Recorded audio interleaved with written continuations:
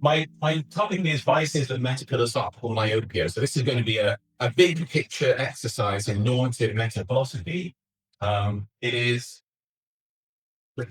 If you click once and then you can use the Yeah, there we go. Thank you. So it's part of an effort to bring together various things that I've written over the years on normative metaphilosophy. This is an attempt to sort of bring them all together and to see what would be a good normative framework to support the kinds of diversification work that we might want to do. So I'm not sure whether all of these papers can be welded together in the way that I'm going to suggest.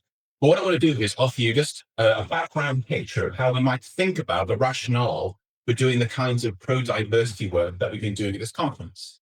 I'll start very quickly by sketching a normative ideal, which I call expansive pluralism, and then suggest that one of the main obstacles to realizing expansive pluralism in philosophy is under our whole metaphilosophical myopia. So I led alliteration, and I'll finish by suggesting that there are various different vices, in a broad sense of that term, that people can develop when they're metaphilosophically myopic. And then two other stuffs are called neophilia and xenophilia. The suggestion is that if you really want to be normative, expansive pluralists, you have to take seriously these tendencies to metaphilosophical myopia, including the ways that this myopia shows on the individual level in people's vices and failings. So here's the idea of expansive pluralism. I think that philosophers should cultivate and operate with an expansive sense of the aims, the motivations, the practices, the concerns, the social arrangements, the institutional forms relevant to different kinds of philosophy. What we should have as individual practicing philosophers and what we should communicate to our students is an expansive sense of the possibilities for philosophizing, both the ways that philosophy has been done in the past in other times and cultures, the many ways that philosophy is done now, including kinds that are not currently recognized as properly philosophical in the lawful phrase, but also trying to anticipate in an imaginative way future possible ways that philosophy could be done. Because, of course, philosophy is a changing living discipline. Its forms have varied enormously over the years. And I think that there are many different advocates of what I'm calling expansive pluralism. And what I have in mind here is very much modeled and defended by people like Brian Van Gordon, we've heard mention of in his book, Taking Back Philosophy, the soundly late work of Helen de Cruz, who has written a multicultural manifesto for philosophy that's recently been recirculated.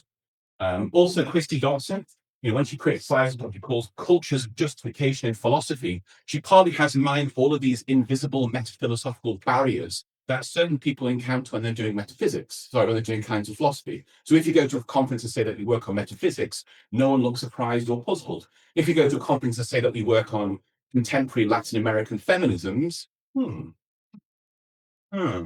and then you've encountered some kind of metaphilosophical barrier. And as Christie says, these cultures of justification are completely invisible to those with the credentials to pass through these barriers, but they will be experienced as solid walls by those trying to do other kinds of philosophy.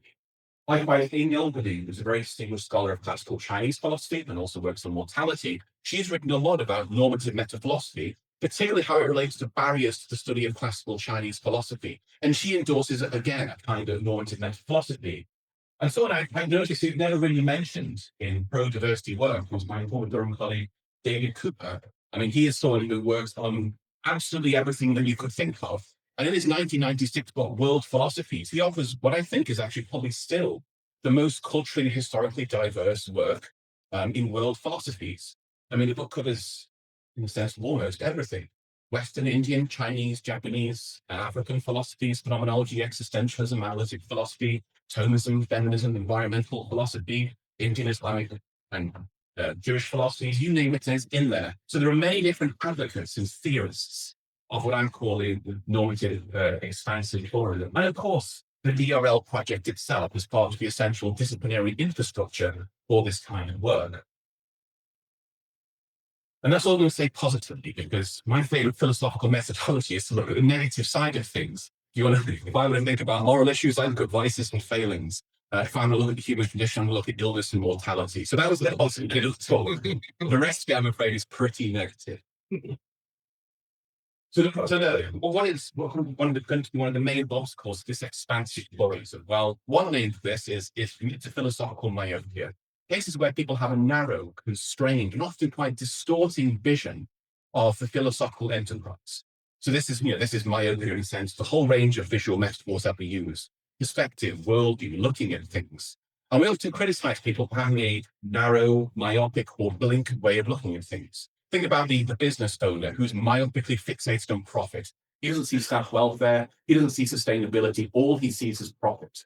I think many people, for a variety of reasons, have myopic visions of philosophy, and it distorts their ability, not necessarily to do the kinds of philosophy they want, but it certainly distorts their ability to engage with other people doing different kinds of philosophy. Their vision is narrow and closed.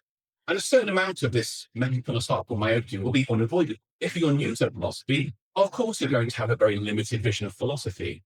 Plenty about, with my students at Nottingham arrive thinking that philosophy has only really happened in Greece, maybe something about Buddhism. That makes sense in year one. But it's a real problem if it's still there at the end of year one. And it's a real problem if they would leave our degree program thinking that philosophy had never been done outside the confines of whatever the Western world is. So philosophical myopia, a limited or constrained vision of forms that philosophy can, has, and might take. In all these different respects, you can be myopic about the aims of philosophy, the kinds of philosophical practices, the ways that it should be written and communicated. You could have a narrow view of the range of institutional forms. You might assume that philosophy must take institutional forms, which is not cross-culturally standard. You could be myopic in assuming that philosophy must take professionalized, formalized forms, or that it only happens in universities. I think you can think about myopia as having sort of two dimensions. So in some cases, and I'll explain these in a moment. So in some cases, someone is myopic because they just have a very narrow vision of philosophy. They are failing to see or to recognize or appreciate the wider range of forms that philosophy can take. So these are people who are narrow-minded about philosophy. They have a narrow vision. And again, to a degree, that might make sense. Maybe, unfortunately, due to your education, you just never encountered anyone who told you of the existence of African philosophies. When I was an undergraduate at Durham, a million years ago, we were never even told that there were African philosophies. Now, in that case, the narrowness has been imposed upon us by a curriculum. So you can be narrow-minded in your attitudes towards philosophy. You fail to see the breadth, the width of philosophy. Another way to be myopic, another dimension is shallowness. So some people are myopic because they have a very shallow understanding of philosophy. They fail to recognize that, at least for some people and some communities, philosophy has deeper kinds of significance or meaning. And in the worst cases, you're myopic in both senses. Your vision of philosophy is both very, very narrow and very, very shallow. And of course, the aim of a philosophical education and one function of a disciplinary infrastructure should be to try to encourage a broader, wider vision of philosophy. So I'm not saying that everyone has to do all of these kinds of philosophy. I don't know, maybe you are Helen de Cruz or David Cooper, and you can work on Japanese aesthetics and Buddhist philosophy and Indian metaphysics and so on and so on and so on. The claim is not that everyone has to do everything, just that these possibilities should be made available to people. John Cottingham makes this point about what he calls humane philosophy. He says, I'm not saying that all philosophers should be doing humane philosophy all the time, but that at least some of us should be doing it at least some of the time for the sake of the overall health of the discipline.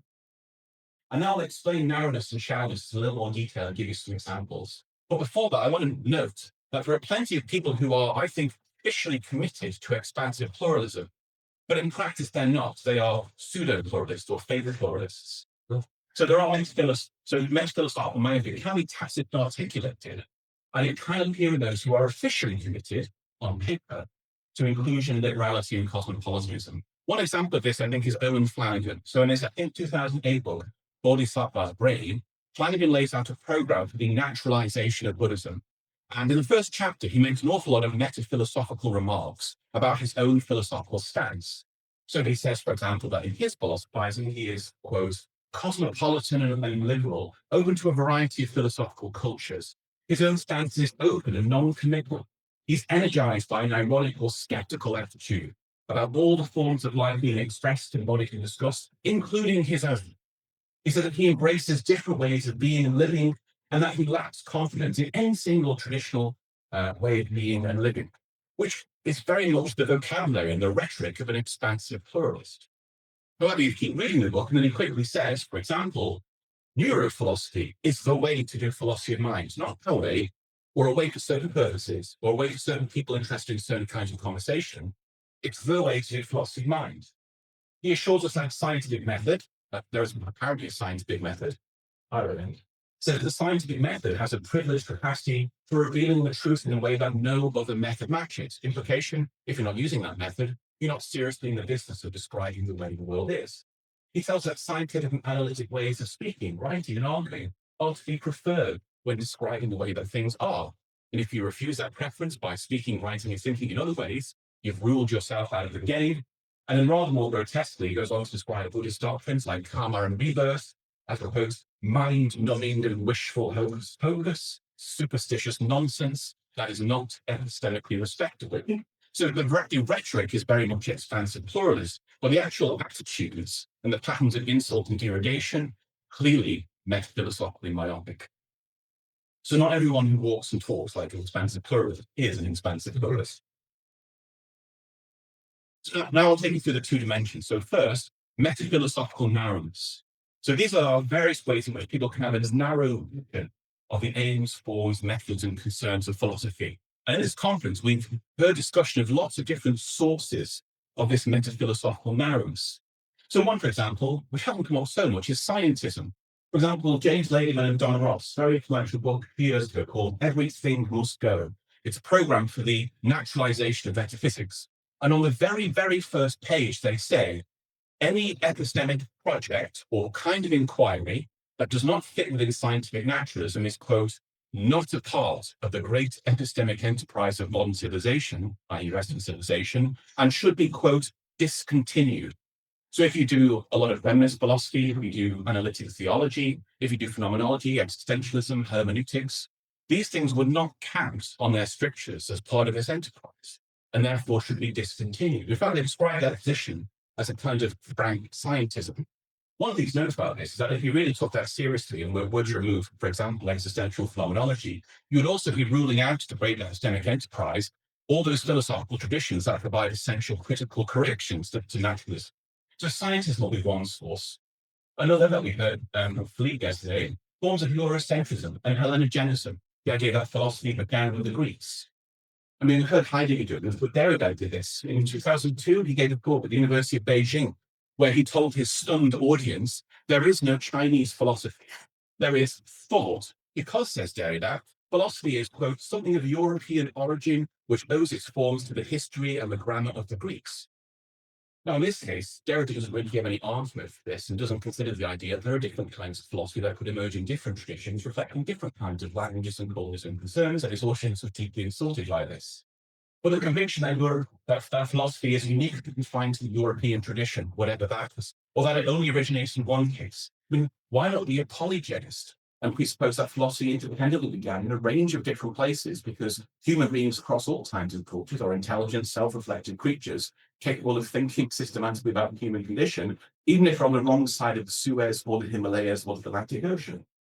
Colonialism and racism, of course, you have mentioned the Peter K. J. Park book, Anglophone monoglossia, patriarchy, and also more general human epistemic failings. What would feed a narrow vision of philosophy? Well, all the epistemic vices that narrow your mind.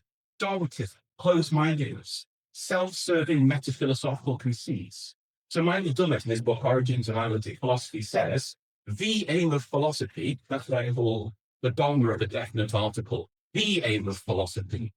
The aim of philosophy, he says, is the analysis of the structure of thought, which the only method is the analysis of the structure of language. Not our way of doing philosophy, the only way. And by an absolutely astonishing coincidence, that kind of philosophy is exactly the kind of philosophy that Dummett does.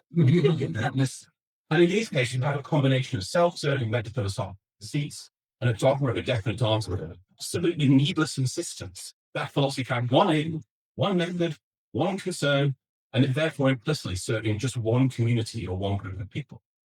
So there are many, many, many sources of metaphilosophical narrowness. Different factors will affect different people, and there will be other factors as well. I could fill a whole talk with the various sources of metaphilosophical narrowness. And what's wrong with metaphilosophical shallowness?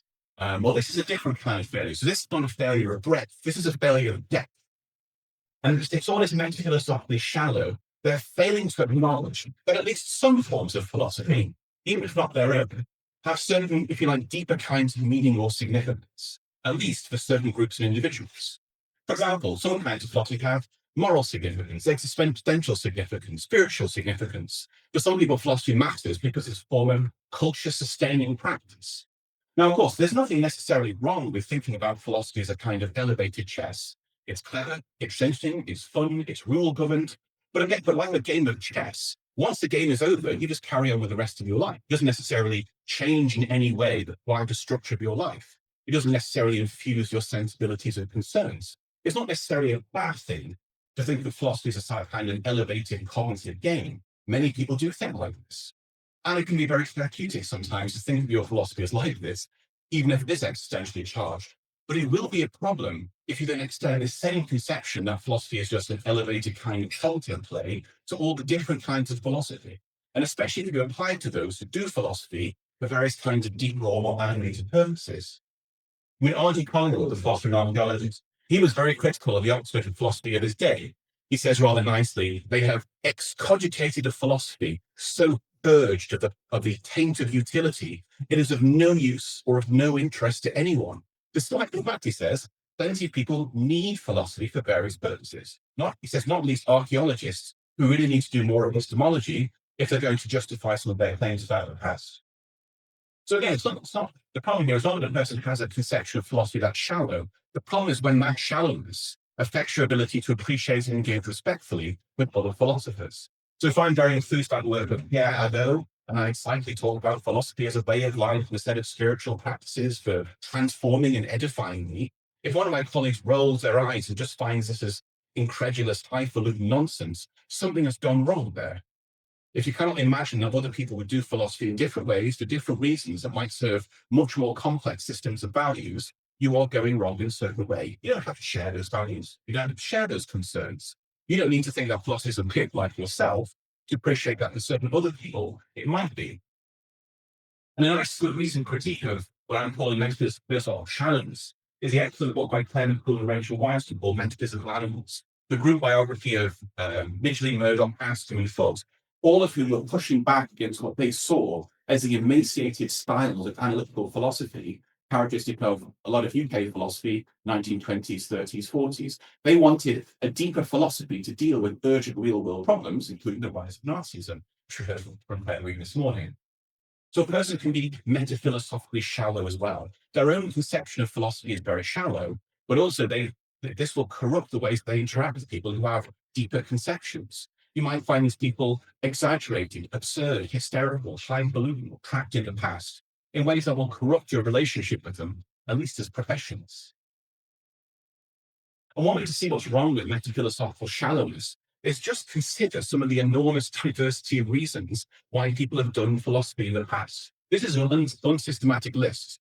In the written version of the paper, I think I list about 40 or 50, because that's where I stopped.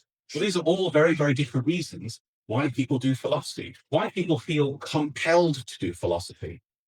And some of these will be morally and socially complex, to advance social justice, to articulate and endorse a misanthropic appraisal of humankind. Some of them might be more sort of existential. So for Wittgenstein, you do philosophy to cure mental cramps. Others are highly religious. Some people do philosophy for soteriological purposes. They want to escape from samsara, the cycle of rebirth and karma. They want to deepen their relationship with God. They want to try and reorganize social and political institutions. They want to pay the bills. That's not a shallow motivation. So if you put poor motivation to doing because they want to support scientific inquiry, they want to question prevalent police oppositions. They want to do what Mary Minchie did and do the philosophical plumbing. It's a whole range of different motivations. No one plausibly endorsed all of these, but it's important to recognize in any community of practice the diversity of kinds of motivations. Some of them might not be salient to you, like, cool, you do you, that's what you're doing, I'm doing something else. Some of these might be unintelligible to you. You know, for example, I know at least some people who it's just incredible to think that you would do philosophy seriously to deepen and explore your religious faith. So they might not be intelligent to you or salient to you, but they should at least be acknowledged, at least as a matter of historical and demographic fact. There are many reasons people do philosophy. So it always bothers me when people do open days at universities and they say, Aristotle said philosophy begins in wonder. Come and study philosophy here because you can take part in the intrinsically valuable activity of inquiry. That's a good motivation, but it's only our motivation and it only resonates with certain kinds of students. I mean, many of our students also want to pay the bills and get a job, and those aren't grubby motivations. But a metaphilosophically shallow person might be utterly oblivious to all of this. Like, no, it's just a cognitive game. You write the papers, get your stuff for the ref, you get your citations, and then you move on. Now, that sort of metaphilosophical myopia, I think, is, in a sense, what everyone engaged in DRL kind of work is probably resisting.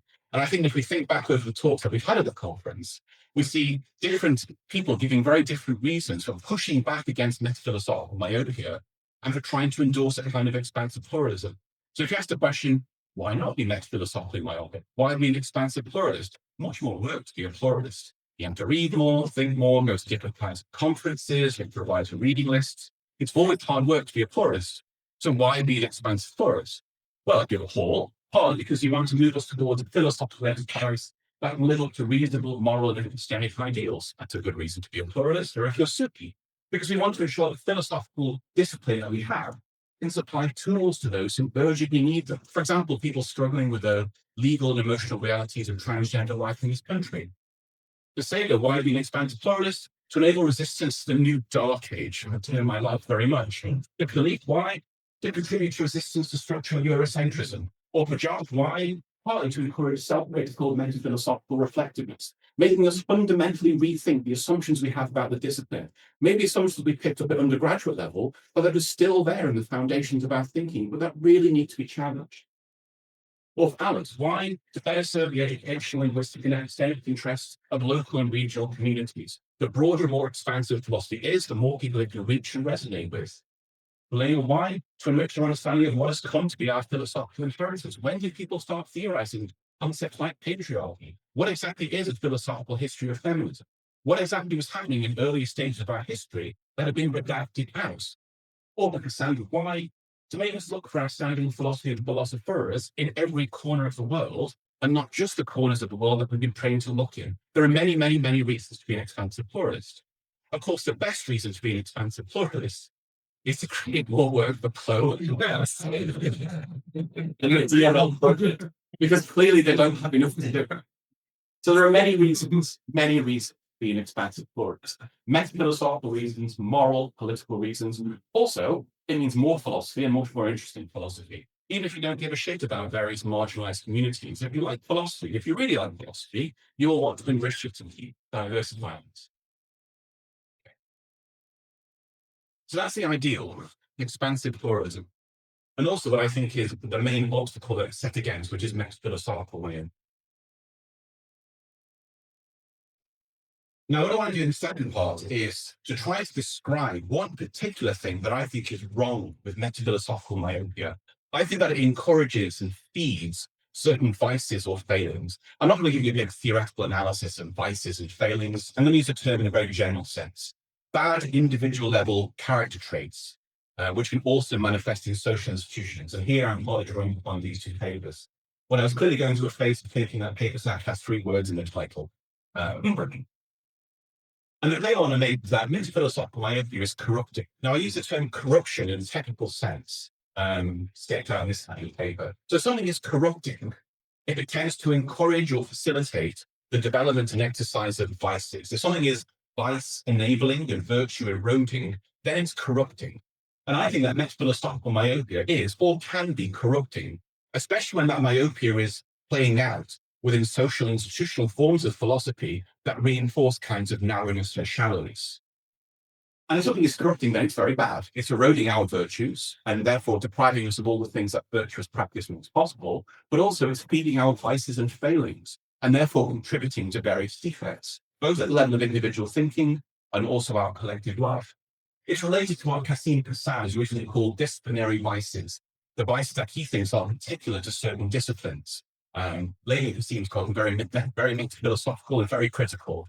He describes himself now as a discontented philosopher because he says philosophy as a profession seems to be internalizing certain virtues. And he actually mentions myopia as one, certain kinds of political naivety, and a kind of willful abstraction that disengages from the realities of the world. I don't think he's exactly right because there are just too many counterexamples of politically intelligent, serious, engaged philosophers, but still, I appreciate the effort here to think about what's wrong structurally with the discipline, partly in terms of its effect on individual practice. And if you want to say that being philosophically myopic is corrupting and feeds vices, the obvious question, which vices, what kinds of failings?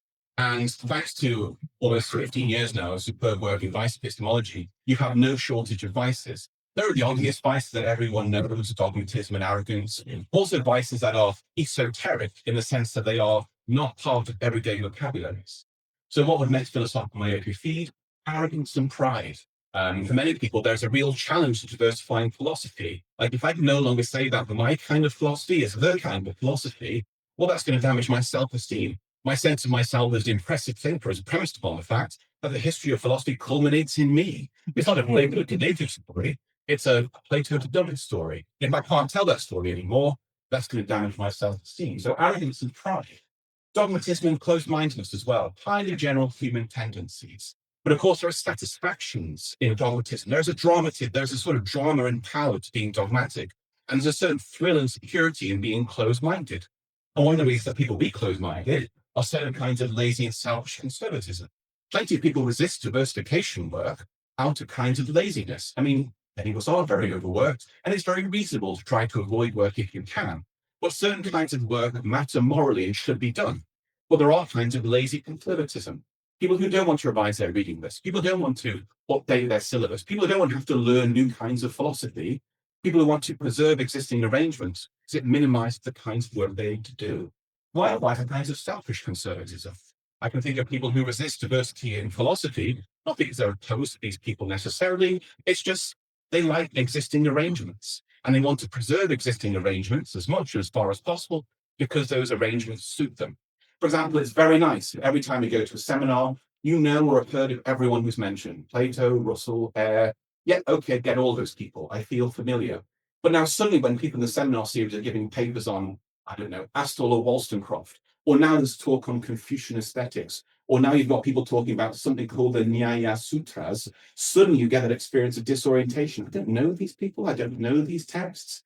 Is Nyaya Sutra a text or a person or a school? I don't really know. Suddenly you have an experience being alienated in a once familiar environment, which is often a frightening experience. But in that case, the correct thing to do is not to force out that diversity that's alienated you, but instead to embrace it.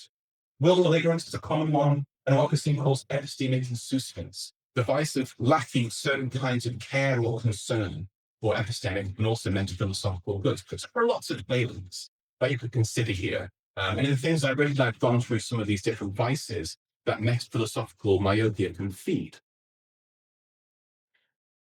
Problem though with this strategy, one, it is too obvious. It's just too easy to see vices and failings in other people. Much more important to see them in yourself. Because vices are rather like vampires. They don't show up in the mirror. If you look in a mirror, you're not likely to perceive your own vices and failings, but it's very, very, very easy and fun to see vices and failings in your opponents. So what I want to do here is something different. I want to consider some less obvious philosophical vices. The ones I'll talk about are called neophilia and xenophilia. And I tried on this little paper. Case where I had a pun and thought, shit, I better publish something just to make use of that pun. It's a good idea. What's distinct about these vices is that these are not vices of the nasty, dogmatic, anti-diversity, metaphilosophical myopists. These, I think, are vices of people who are committed sincerely to the diversification of philosophy. So this is a case of friendly fire, as it were. But the purpose of identifying these vices is to help people to correct them. The primary function, I think, of attributing vices is not to condemn people or to bully them. It's to help people identify and overcome internalized failings and failings that they've internalized from a corrupting social environment. It's a big theme now of contemporary vice theory. Many of our vices are socially and interpersonally sustained. There are probably evil, awful, wicked people whose vices flow from within, but a lot of our vices are caused, sustained, entrenched, facilitated, and energized by features of our social environment. That's actually what I mean by a critical character epistemology. So I'm going to talk about neophilia and xenophilia, and then I'm done. So what's neophilia? Well, of course, in the positive sense, neophilia can be a virtue. The neophile is someone who is delighted by novelty and newness. The person who is neophiliac likes new things and they're excited by novelty. That's not the sense I'm talking about. That sort of virtuous neophilia is probably an ally to diversity. New stuff? Cool, tell me more. I'm talking about a vicious form of neophilia. So metaphilosophical neophilia, this is the person who supposes that forms of philosophy are only valuable if and to the extent that they engage with and endorse contemporary concerns, values, sensibilities, and needs. This is a person who zealously privileges the present, or at least their own particular section of the present. For example, the neophile might confine their interest to what is or what seems to them to be novel. If it's not new and fresh and the latest thing, they're not interested. If it's long ago, far away, covered in dust, then they're not interested. So there's a strong presentist sentiment in this person. They're also often insouciant concerning older forms of philosophy. They're not interested. They don't want to take those modules. They don't want to learn about old philosophy. Their first question is, how long ago did they die? And if it's more than 5 years, there's not an interest in them at all. They're often very hostile to the history of philosophy and to historians of philosophy. They're also reluctant or often refuse to engage with older philosophies. For example, they're the ones who want to decompulsorize history of philosophy modules. They're the ones who think it would be a waste of a job if we appointed a historian of philosophy to the department. Or they're the ones who think that history of philosophy is only valuable insofar as if we get a Spinoza scholar, at least we have a metaphysician on the staff. Also, convictions about the exhaustibility of older philosophy. So one common kind of neophilia is thinking old philosophies are exhaustible resources. We've squeezed everything we can out of Plato or Aristotle. There's really nothing more to learn, which is ridiculous if you follow Aristotle's scholarship. It's not an exhaustible resource. But older philosophies will seem like exhaustible resources if a student's only contact with them is a boiled down version of their arguments on a PowerPoint slide, and if you don't engage with the text themselves. It's very easy to think that something is empty if you never look into it. The subtle form of neophilia is conditionalizing your engagement with the history of philosophy. So this complicated form of saying, look, I will study these old, long dead philosophers, but only if they will endorse or verify or confirm contemporary values and presuppositions. And sometimes it's that bizarre effect. So I heard a radio show not long ago about Boethius and the consolations of philosophy. And for some reason, the speakers tried to construct Boethius resigned in his cell speaking to Lady Philosophy as a sort of social activist. Well, this is a deeply distorting presentation of Boethius, but it completely disguises what's interesting and distinctive about what he's doing in that text. The thing is, what he's doing in that text can seem very remote from contemporary philosophers who maybe don't have those kinds of spiritual anxieties. But if you're a neophile, what will happen over time if it's not corrected is that you will slowly and implicitly curate a philosophical imagination that never exposes you to anything strange, different, or unfamiliar. So, of course, one of the best places to go for difference and variety is the history of philosophy. Famously, the past is a distant country, and you really should go there because that exposure to difference will help you to correct certain kinds of neophilia. And neophilia, I think, fosters myopia because if it's not corrected, especially in students, what will happen is that you'll find yourself laboring under an inability or an unwillingness to look for interest or value in the history of philosophy. And if that happens, what will slowly entrench in your mind is a narrow and dogmatic conception of what philosophy is and why it matters. For example, you will become presentistic and closed-minded. You will find yourself increasingly unable to engage with very different kinds of philosophy because you never visit them or explore them. You also find strange kinds of pedagogic Procrusteanism. Procrustes in Greek myth was a giant who boasted he had a bed that would fit anybody. If you were too long, he would cut off your head. If you were too short, he would stretch your body. But sometimes when people are trying to enforce neophilia in their teaching, they become Procrustean. They try to bend and twist or distort philosophies to make them fit with contemporary sensibilities. For example, I was told by a well-meaning colleague that when I teach Confucianism, I should lay down the stuff about tradition because students won't go for that.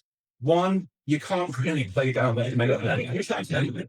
Second, how do you know that students won't go for it? Plenty of my students have strong, small c conservative commitments to their tradition and for political or cultural regions. Being traditional in that sense is not necessarily a dirty word.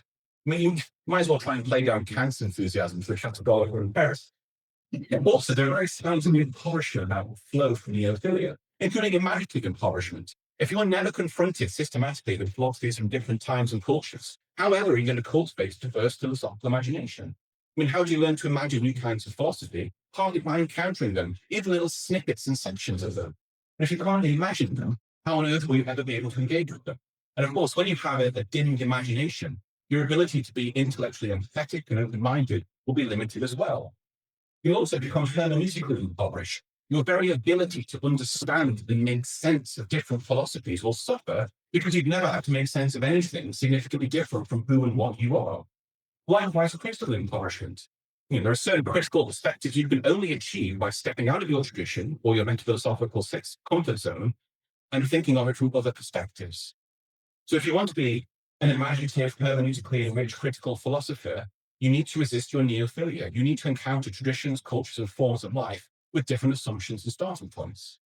For example, I teach a course in Buddhism, and many of my students take the course because they think of Buddhism as a sort of spiritual social activism. They used to see monks in their robes protesting against injustice and tyranny, because that is a dominant image of Buddhism, at least in the United Kingdom. And so they're rather horrified when they go and read the suttas, and they see that the Buddha condemns social activism. Or when they read the work of Ahmad Lele and realize that for the Buddha, the wise person stays well away from social and political affairs. And for some of them, that's shock, because it had never occurred to them. They have a different moral evaluation of social and political activism. You'll also preclude yourself from experiences of what Helen Cruz calls friendship with the ancients. This is a beautiful paper. I think it's the last one, sadly, that Helen will publish. But in this case, she said there is an experience of friendship with the long dead. She mentions Jane Addams, she mentions Mozart. In these cases, there's the delightful intellectual experience of solidarity, sharing thoughts in common with someone from thousands of years ago and thousands of miles away. That's a really valuable experience, aesthetically and motivationally. But you'll never have that experience if you're a neophile, because unless it's new, now, modern, and familiar, your mind will become closed to it. Second, xenophilia. Strange to complain about xenophilia in such a xenophobic age. But actually, xenophilia is also a metaphilosophical vice. So the metaphilosophically xenophilia person is someone with distortedly positive attitudes towards what for them relatively are culturally other philosophies. There's a sort of reverse snobbery, where they will often evince very little enthusiasm towards their own tradition, what they see as culturally familiar, but enormous and often uncritical enthusiasm for other philosophies. The further away, the more exotic, the better. For example, that the xenophiles I know, they tend to make pejorative overgeneralizations about the Western tradition. They never really define it or mark out its boundaries, but whatever it is, it's a bad thing. But they also make enormous generalizations like the Western philosophical tradition is abstract, which is about as informative as saying music is loud. It's a poor generalization. There's often an undisturbing hostility to the Western tradition, often involving the sort of vocabulary that people rattle out without giving any details. For example, maybe they've internalized Derrida's line that it's logocentric from its beginnings. But whatever the claim is, there's a broad, kind of monolithic target, the Western tradition, all of which apparently exhibits certain kinds of failings, and therefore we should step well away. The idea that you would take a careful, discerning, much more particularist approach to that tradition seems lost on them. Tendencies to make rapid reactionary dismissals of the Western tradition are a piece of this. But also on a strangely positive side, if they're very hostile to whatever their own tradition is or seems to be, there's an uncritical enthusiasm for other traditions. The more exotic and the more novel, the better. For example, I often spot that many of my students are enormously enthusiastic about Western, Indian, Chinese, Japanese, and African philosophies. That's very good. It's exactly what you want as a teacher. But in many cases, the enthusiasm will remain almost dogmatic.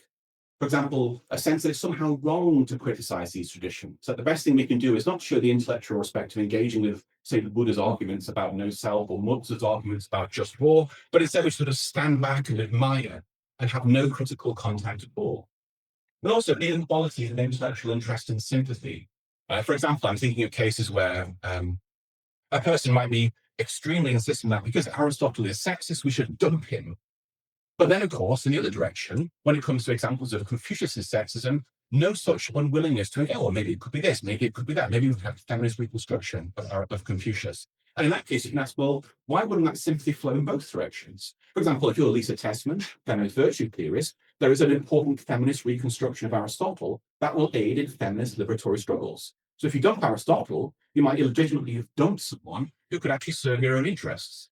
But why the enormous sympathy and interest in one direction, but not at all in the other? So these would be examples of the xenophilic attitudes I have in mind. And again, I think xenophilia fosters myopia, because it fosters in people a distorting perception of the value and merits of the world's philosophical traditions, home and other. As someone said to me rather confidently at a conference, the West is over, the best stuff is elsewhere. Or a person I met at a conference who once said to me, So when it comes to food and philosophy, I love anything Asian. And they said this partly as a sort of positive attitude. Like, so in a sense, saying, I'm an expansive pluralist too. I love anything Asian. But in this case, there's something deeply crude and misrepresentative about that stance. So if a person is xenophilic, over time, they become vulnerable to various other more complex metaphilosophical failings, crude conceptions of philosophical progress, assuming, for example, that philosophy follows certain developmental pathways, crude essentialist conceptions of regional and world philosophical traditions, like the Western philosophy as abstract nonsense. There's also crass homogenization of culturally honed philosophical traditions, enormous sweeping claims about the Western tradition or analytical philosophy or early modern philosophy that would never survive even the most elementary scholarly scrutiny. Also, the obvious one, racist, romanticized, and Orientalist assumptions about non-Western philosophies. One can still hear people saying that they like Indian philosophy because it's not logical and rational, it's intuitive and mystical, a racist trope initiated, I think, by Hegel. Or when people say that the interest in Native American environmental philosophies is because they lived at one with nature. Or when people talk about their enthusiasm for classical Chinese philosophy by reference to the wisdom of the East. I mean, I assume that these kinds of tropes went out a long time ago, but as we know, all evil things return, which is primarily what was actually. But also, much more subtly, very facile conceptions of what it means to respect a philosophical tradition. As if what it means to respect a tradition is to give it a sort of thumbs up, good stuff, glad you're on the curriculum. I'm not going to read it, or criticize it, challenge it, or try to do anything with it. But I'm glad it has a seat at the table. That is a very facile conception of what it means to respect and engage with the philosophy. So xenophilia itself fosters myopia. And depending on the constitution of your xenophilia, it will feed a much wider range of failings too. Okay. So I tried to argue that one, we should be expansive pluralists. I think that's easy. If you're not an expansive pluralist, you probably shouldn't register for conference. Secondly, we should resist what I think is one of the main counter kind of ideologies, which is metaphilosophical myopia. And that means we have to learn to detect and resist the many metaphilosophical vices that myopia can feed, but not just the vices of our metaphilosophically myopic opponents. It's very easy to see vices in others. It's very difficult to see them in yourself. And the important point is that some of these philosophical vices are hard to detect because they're found amongst the friends of diversification. And our diversification efforts will fail if we don't correct these vices in ourselves. I mean, consider one irony. If someone claims to be a champion of expansive pluralist diversification of philosophy, and they're neophiliac and xenophiliac, then they're not going to ever become those genuinely liberal, open-minded, intellectually cosmopolitan people that they want to be. And it will be an appalling irony if we are showing these diversification aims in ways that eventually will undermine their very integrity. And I'll finish there. Thanks.